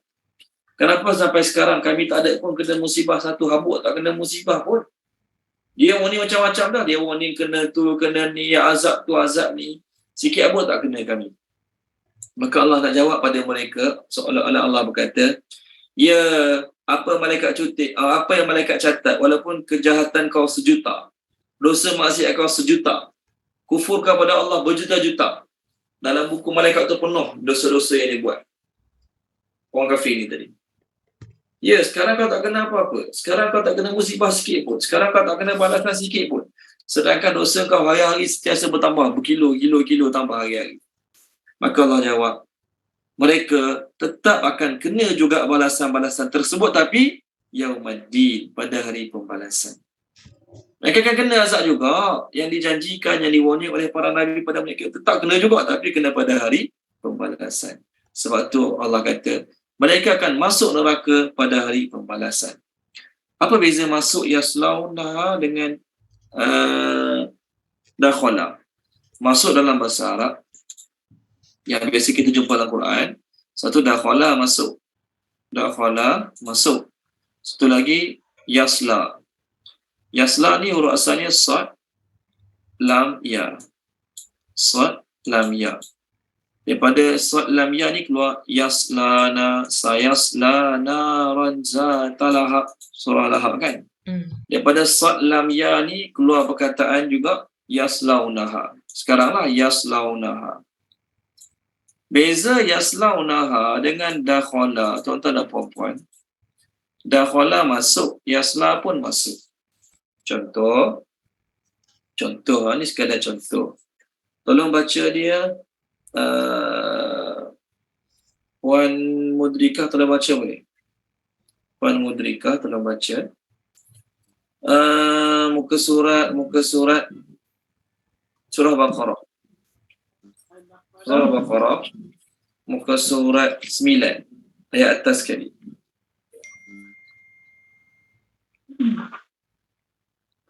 Ayat 58 saya. Ya, betul. Bismillahirrahmanirrahim. Dan ingatlah ketika kami berfirman, masuklah ke negeri ini, iaitu Baitul Maqdis, maka makanlah dengan nikmat berbagai makanan yang ada di sana sepuas-puasnya. Dan masuklah pintu gerbangnya sambil membungkuk. Dan katakanlah, bebaskanlah kami daripada dosa-dosa kami. Saja kami ampuni kesalahan-kesalahanmu. Dan kami akan menambah punya bagi orang-orang yang berbuat. Okey. Terima kasih Puan Mudrika. Jadi ayat tu kita bukan nak tengok pada ayat, nak tengok perkataan masuk. Udkhulu masuk, dakhala masuk. Dakhala masuk. Yaslaunaha masuk juga. Apa beza dia? Bezanya ialah kalau dakhala perkataan masuk tapi tak semestinya masuk secara keseluruhan. Masuk tapi tak semestinya masuk secara keseluruhan. Kalau kelas tu saya masuk sebelah kaki je. Kelas, saya masuk langkah sebelah kaki dia. Dengar cikgu mengajar dalam kelas. Contoh. Okey. Masuk masjid, contoh. Saya masuk masjid. Ayat saya masuk masjid. Contohlah ni. Okey, ni pintu masjid. Pandangan pada atas lah. Ni pintu masjid. Ni bahagian dalam masjid, ni bahagian luar masjid. Di dalam luar masjid. Seseorang tu dia melangkah sebelah kaki. Sebelah kaki dia kat sini. Sebelah kaki dia kat sini. Orang akan kata apa? Dia masuk masjid. Betul kan? Walaupun bukan keseluruhan badan dia masuk dalam masjid, orang dah panggil dia masuk masjid. Orang dah panggil dia masuk masjid. Walaupun sebelah kaki masuk masjid. Betul? Sebelah kaki duduk kat luar. Maknanya, dakhala ni masuk. Tetap panggil nama masuk. Walaupun tidak secara keseluruhan. Itu panggil dakhala. Adapun yaslaunaha ni ialah masuk secara keseluruhan. Betul-betul masuk. Itu maksud yaslaunaha ni. Betul-betul masuk. Bukan masuk tangan saja, kaki saja, kepala saja. Bukan. Yaslaunaha maksudnya mereka akan masuk seluruh 100% badan mereka. Okay? Jadi Allah kata, ya kat dunia tak kena apa pun. Yang lawan Nabi, lawan Quran, lawan Allah. Kutuk Nabi, perli Quran, perli Allah. Tak kena apa pun. Kenapa? Allah dah sediakan dah neraka untuk mereka dan mereka akan masuk ke neraka tersebut secara keseluruhan badan mereka pada hari pembalasan. Perkataan ad-din. Satu makna balasan. Satu lagi perkataan ad-din memberi makna agama. Memberi makna agama, Maliki Yaumiddin kan. Jadi kenapa hari kiamat dipanggil hari pembalasan? Kita dah tahu dah. Kerana pada hari tersebut, setiap kebaikan akan dapat balasan secara sempurna, setiap kejahatan akan dapat juga balasan secara sempurna. Kat dunia ni kita buat 10 jahat pada orang, mungkin kita kena balas 5 saja, 4, 3 contoh. 4 saja, 3 saja. Tapi kat akhirat, kalau kat dunia dulu kita pernah buat 100 kezaliman pada orang, kita akan dibalas untuk 100 kezaliman tersebut. Itu maksud hari ad-din, pembalasan.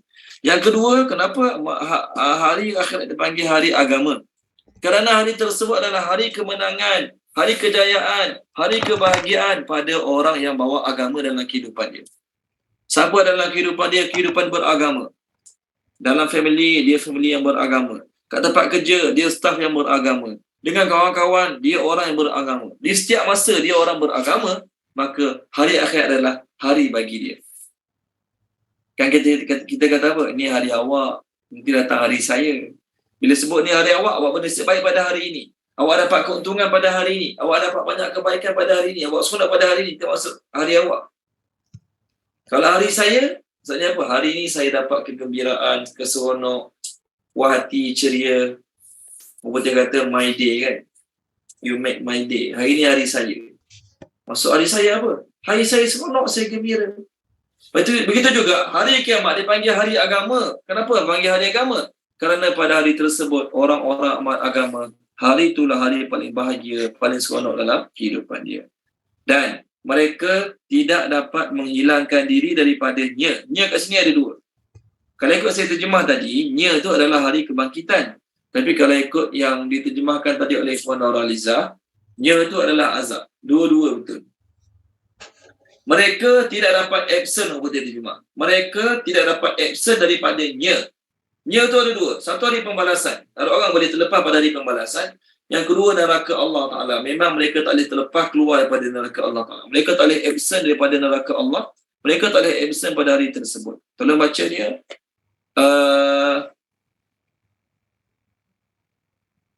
Tuan Haji Nasaruddin. Tak baca boleh Tuan Haji Nasaruddin. Surah Al-Kahfi. Boleh.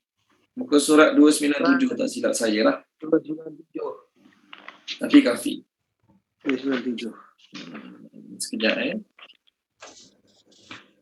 Bukan 297, maafkan saya. 299 juga. 299. Ayat 47. Bismillahirrahmanirrahim. Dan ingatlah pada hari ketika kami menerbangkan gunung ganang dan engkau akan melihat bumi itu rata dan kami kumpulkan mereka seluruh manusia. Dan kami tidak akan tinggalkan seorang pun daripada mereka. Terima kasih Tuan Haji Nasaruddin. Kami tidak akan tinggalkan seorang pun, maksudnya semua orang akan pergi hari pada mahsyar. Tak ada orang boleh absent.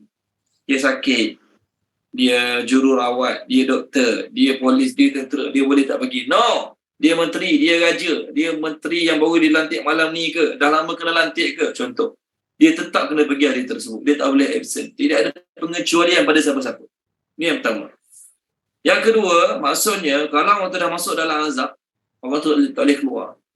Kalau orang tu dah masuk dalam azab, ni orang kafir. Orang Islam ada masa nanti dia keluar balik pada azab. Keluar balik pada neraka, boleh masuk syurga. Tapi orang kafir bila dah masuk dalam azab, memang mereka tak boleh absent pada azab mereka tak boleh absent daripada azab tersebut walaupun satu saat. Nak bernafas pun tak boleh. Tak sempat nak bernafas, tak sempat nak bernyawa sebab kena azab memanjang. Orang Kelantan kata tak ada nak nyawa. Punya teruk sangat azab, tak ada nak tarik nafas pun sebab kena seksa. Tengok muka surat 416 tadi, ayat bawah sekali. Tolong baca dia, Puan Maisarah, 416, ayat bawah sekali. Jadi tak boleh absent ni dua-dua. Pada hari tersebut kita tak boleh absent. Pada hari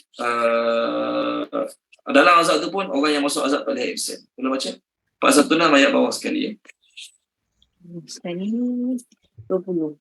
20, yes. Dan ada pun orang-orang yang fasik, yakni kafir, maka tempat kediaman mereka adalah neraka. Setiap kali mereka keluar darinya, mereka dikembalikan lagi ke dalamnya dan dikatakan kepada mereka, rasakanlah azab neraka yang dahulu kamu dustakan. Every time they wish to get away from it.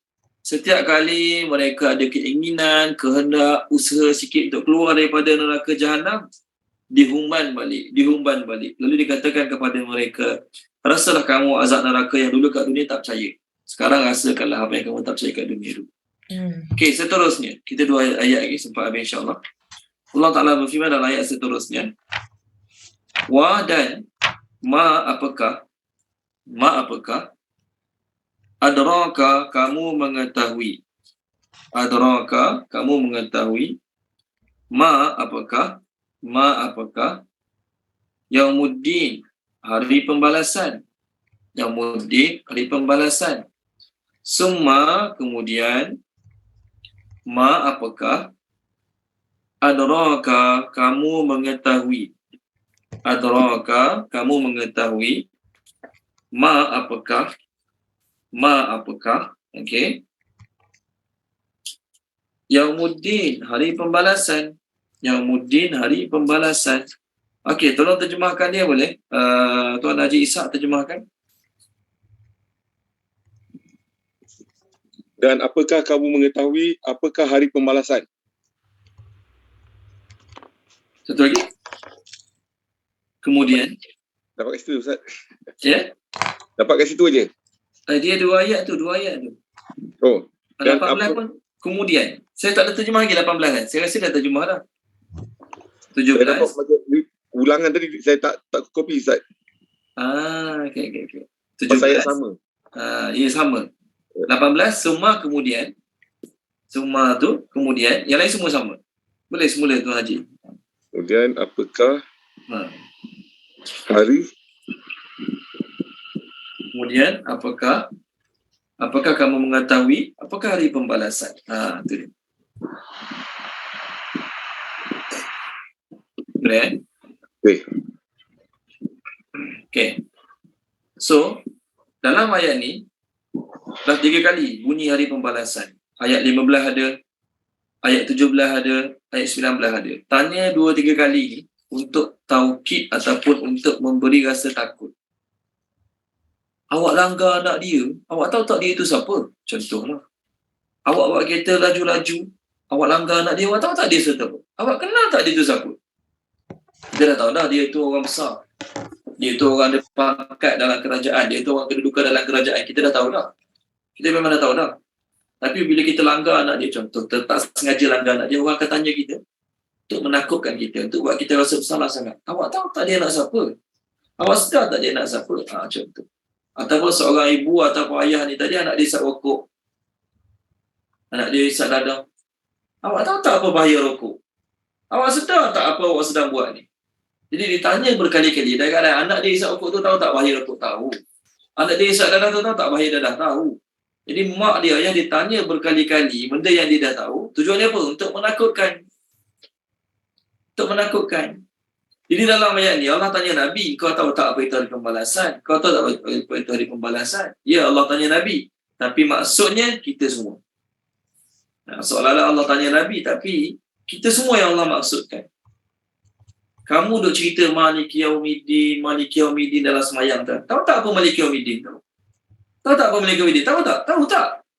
Ditanya berkali-kali. Tujuan dia nak takutkan, nak timbulkan rasa takut, nak timbulkan rasa gerun pada hari tersebut. Okey, apa Allah tanya dan Allah jawab. Sama ayat baru, ayat terakhir, yauma pada hari itu, la tidak tamliku menguasai ataupun mampu. Menguasai boleh, mampu boleh, tamliku menguasai, mampu. Nafsun oleh satu jiwa, li bagi ataupun kepada nafsin jiwa yang lain, syai'an sedikit pun ataupun sesuatu pun, wa dan al-amru segala urusan, segala keputusan, semua bolehlah. Yauma izin pada hari itu, lillah bagi Allah, milik Allah. Okey, ni ayat terakhir kita. Tolong terjemahkan Puan Izzawani. Bismillahirrahmanirrahim. Pada hari itu tidak menguasai oleh satu jiwa bagi jiwa yang lain sedikit pun, dan segala urusan pada hari itu bagi Allah. Terima kasih Puan Izzawani. Dia Allah tanya sampai 2 kali. Tahu tak apa itu hari tahu tak apa itu Yaumuddin? Tahu tak apa itu Yaumuddin? Tahu tak apa itu Yaumuddin? Tahu tak apa itu Yaumuddin? Tanya 2 kali nak suruh kita sedar, takut, fikir. Cuba fikir apa yang berlaku pada hari tersebut. Maka pertama sekali kena ingat yang berlaku pada hari tersebut ialah ada siapa boleh tolong siapa-siapa. Tak ada siapa boleh tolong siapa-siapa. Itu kena ingat. Kat dunia ni, kalau kita ada masalah, kes polis, kes jenayah, anak kita buat salah, kes polis, kes jenayah, anak kita kena tangkap, apa dalam fikiran kita? Nak minta tolong siapa je? Dalam fikiran kita kan, minta tolong siapa je? Kebetulan kita baik dengan orang besar, orang ada pangkat, jawatan dalam negara, kita minta tolong dia, selesaikan masalah kita. Boleh? Kat dunia. Kita bawa kereta, terlanggar kereta orang. Orang tu minta ganti rugi 500. Kita tak ada duit masa tu. Contoh lah, kita tak ada duit masa tu. Duit baru habis. Buat urusan lain. Contoh. Tapi apa ada dalam fikiran kita? Nak pinjam duit siapa ya sekarang? Nak minta tolong siapa sekarang? Aku tak ada duit sekarang. Tapi aku tahu ada kawan-kawan boleh tolong aku. Pinjangan dia 200, pinjangan dia 200, pinjangan dia 100. Cukup 500. Otak kita berjalan je untuk minta tolong siapa-siapa. Masalah kita sekarang sakit, nak cari klinik mana, nak jumpa doktor mana, nak tanya orang mana, contoh. Ada kemusykilan agama, tak tahu nak jawab. Otak kita berjalan, nak tanya ustaz mana. Ada masalah kesihatan, nak tanya doktor mana, nak pergi klinik mana. Otak kita berjalan kat dunia ni untuk selesaikan masalah kita. Siapa kita nak jumpa? Kita ada masalah ni, kita cari ahli dalam bidang ni untuk tolong selesaikan masalah. Mungkin dia tak boleh bagi duit, mungkin dia tak boleh bagi apa-apa pertolongan kepada kita, tapi dia boleh bagi sumbangan idea. Kita ada satu masalah, kita nak minta orang selesaikan. Kita minta tolong orang tu. Dia kata, saya tak ada tolong bagi duit, saya tak ada duit, tapi saya boleh bagi idea. Macam mana nak buat? Macam tu. Tolong, manfaat juga bagi diri kita. Tapi akhirat, ingat, hari yang mana pada hari tersebut, jangan fikir nak minta tolong orang. Jangan terfikir sedetik pun nak minta tolong siapa-siapa. Kat dunia ni ada masalah, kita terus datang kat sini. Nak minta tolong siapa, nak jumpa siapa, nak cari siapa, nak ngadu kat mana. Last sekali kawan-kawan tak ada tolong, minta juga dengan mak ayah. Dia kerja kat sini gaji 4,000 sebulan. Mak ayah dia boleh dah kat kampung. Lala terpaksa minta duit mak ayah juga, contoh. Struggle ekonomi zaman sekarang. Contoh lah, ni sekadar contoh. Siapa-siapa pun kita minta tolong, kita tetap ada dalam fikiran kita, orang yang kita rasa kita boleh harap untuk tolong kita. Kat akhirat nanti, hari pembalasan, ingat, pada hari tersebut, tidak ada siapa-siapa boleh tolong siapa-siapa.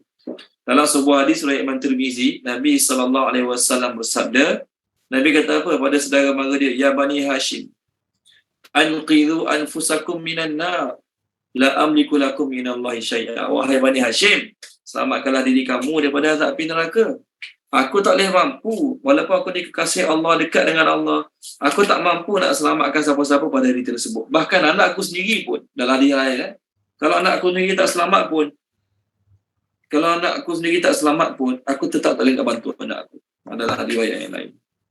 Jadi orang baik dengan Nabi pun, orang macam ni dengan Nabi pun, ke akhirat nanti belum tentu dia selamat lagi. Kita jauh pada Nabi macam mana? Itu syafaat? Ya, syafaat ada. Ada syafaat. Nabi boleh bagi syafaat. Tapi ingat, syafaat tersebut tetap tertakluk dengan apa? Tertakluk dengan izin Allah, redha Allah. Tengok muka surat 7. Tolong baca muka surat 7. Puan Nuraliza, tolong baca Puan Nuraliza muka surat 7. Ayat bawah sekali tak silap saya. Ayat 48 ya? Ya, betul. Bismillahirrahmanirrahim. Dan peliharalah diri kamu dari azab sengsara hari akhirat yang padanya seseorang tidak dapat melepaskan orang lain yang berdosa sedikit pun dari balasan azab, dan tidak diterima syafaat daripadanya, dan tidak pula diambil daripadanya sebarang tebusan, dan mereka yang bersalah itu tidak akan diberi sebarang pertolongan. Terima kasih Puan Nurani. Allah tak suruh takut neraka lagi. Allah tak suruh takut neraka lagi. Allah suruh takut awal-awal tu, takut hari tu. Hari tu jangan terfikirlah nak minta tolong siapa-siapa. Jangan terfikirlah nak kontak hubungi siapa-siapa. Jangan terfikirlah nak cari siapa-siapa. Tak ada. Sebab apa?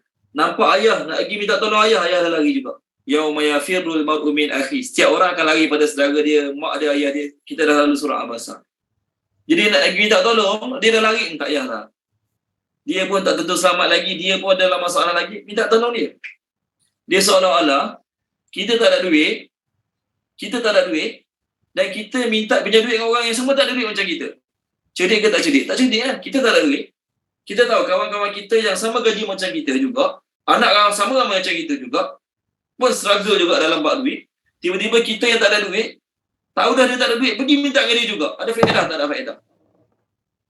Jadi orang yang cerdik dia kata apa? Tak payah minta lah. Dia pun sama level macam aku. Dia pun sama tak cukup duit macam aku. Minta tolong dia macam buat benda sia-sia. Jadi suasana hari kiamat, orang kafir, orang jahat, dia tak terfikir pun minta tolong siapa-siapa. Sebab apa tuan-tuan dan puan? Sebab dia tahu orang tu pun belum tentu selamat lagi. Nak minta tolong dia buat apa? Itu hari pembalasan. Okay? Maka Allah kata penutup surah ni, keputusan pada hari itu milik Allah mutlak. Siapa yang Allah putuskan bersalah, memang dia bersalah. Dia tak boleh buat apa, orang lain tak boleh buat apa kat dia. Dan siapa yang Allah putuskan dia masuk syurga, dia orang selamat. Tidak ada orang boleh bangkang, tidak ada orang boleh bantah apa Allah Ta'ala putuskan. Kadang-kadang mahkamah putuskan bersalah, mahkamah putuskan waktu bersalah, dia tak ada duit, dia reda je lah. Kes dia 2 bulan, kes dia 2 minggu settle, tu masuk penjara. Tak bila diri tak mampu, nak pakai lawyer tak mampu, lepas buat salah, tak sampai 2 minggu, terus kena masuk penjara. Tapi orang kaya-kaya ni, pakai lawyer, lawan, dah diputuskan bersalah, merayu pula. Boleh pula nak merayu kat dunia ni lah, dia undang-undang dunia. Tak apalah, biarlah nak macam mana undang-undang dunia. Tapi akhirat, siapa yang Allah putuskan, itulah keputusan untuk dia. Tidak ada siapa boleh bangkang, tidak ada siapa boleh bantah. Siapa boleh bangkang? Awak punya ayah, awak punya atuk, awak punya pak saudara baik sangat dengan Allah sampai nak bangga keputusan Allah. Kadang-kadang. Okey, kadang-kadang lah ni anak pengetua, anak pengurus madrasah. Bukan pengetua, anak pengurusi madrasah. Belajar dengan kita. Kita sebagai pengetua dah buat keputusan dah. Tapi anak pengurusi tak puas hati, dia jumpa ayah dia. Ayah dia berkata, Ustaz boleh tak tolong ubah sikit? Ubahlah sikit keputusan tu, buat dia gini. Jadi kita pengetua madrasah kadang-kadang terpaksa akur dengan pengurusi. Kita pun baik dengan pengurusi pun malu Allah dengan kita. Kita pun malu sikit dengan pengurusi, terpaksa ubah keputusan. Patutnya anak dia tu kena hukum digantung selama 2 bulan. Sebab buat salah.